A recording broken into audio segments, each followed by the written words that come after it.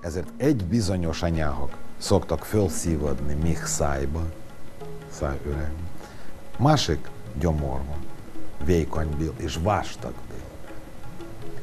Ezért, amikor ezeket toxikus anyagok elhigulnak, például nyálkak,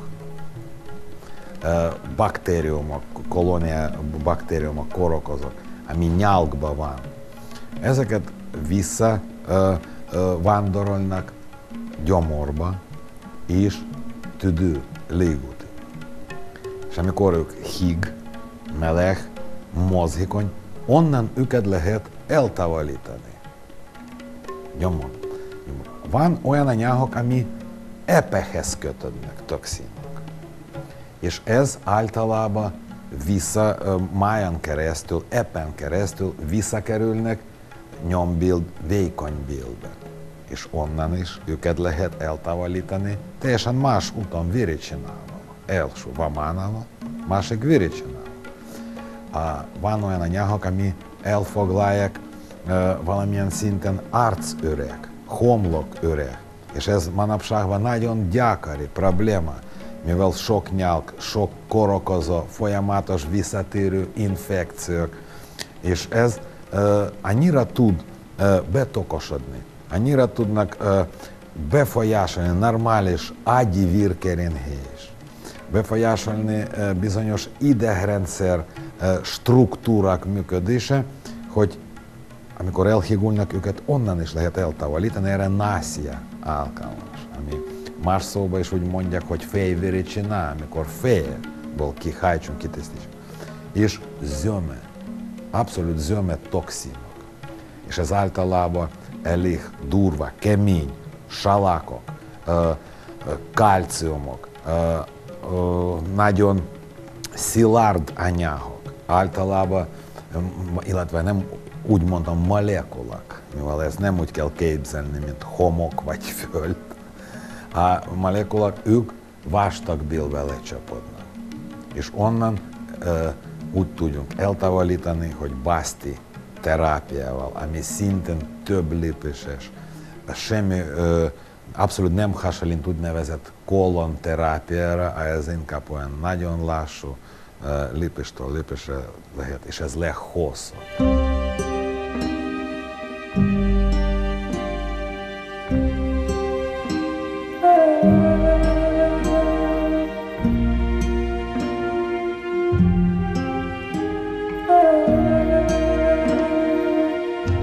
Létezik még ötödik karma, mivel pancha karma olyan szóból ered, hogy 5 cselekvés, pancha. Ez a 5 karma, ez a cselekvés, vagy folyamat. 5. folyamat nem soroljunk európai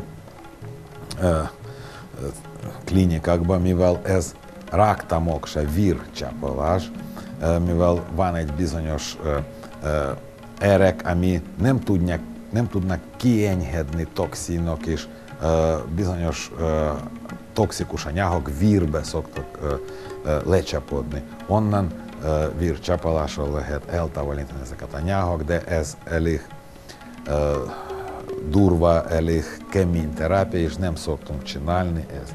Pedig többi karmák, illetve terápiák nagyon szépen beváltak, és elég aktuális.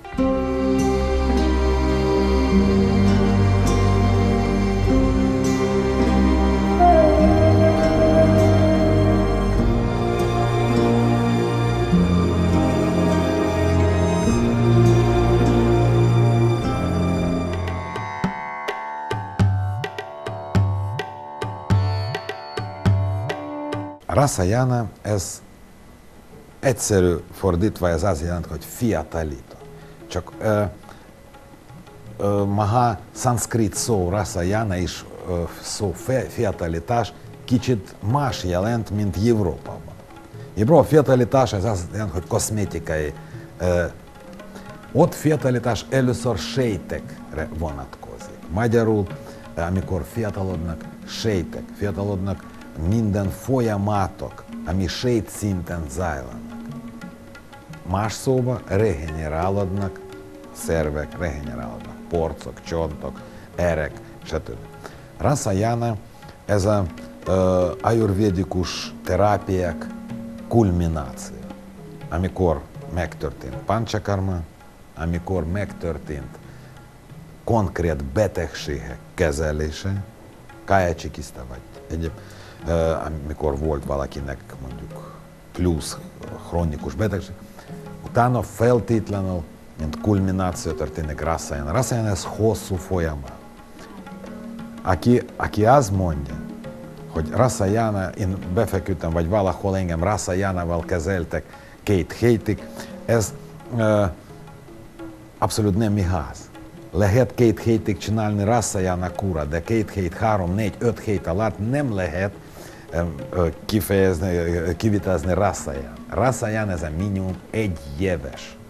És foglalja magába Rasayana életmód, joga, diéta és Rasayana szerek fogyasztás.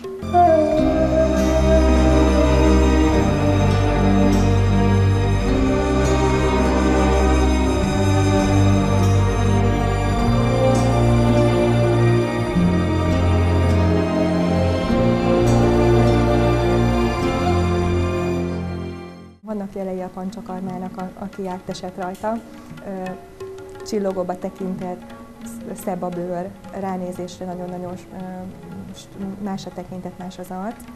Nagyon sokat tudnak fogyni, tehát van olyan paciens, aki több kilót lead ilyenkor, tehát képesek 3, 4, 5, akár 8 kilót is leadni egy pancsakarma során. Megváltozik a mimika, az arcforma. Ez bármilyen korba lehet végezni. És ez nem az jelent, hogy 80 éves emberből lesz 15 éves. Nem. De ez ember lesz egészséges, és Ayurveda fogalom arról szól, hogy ember bármilyen korban tud lenni egészséges. Ez a Rasayana lényeg.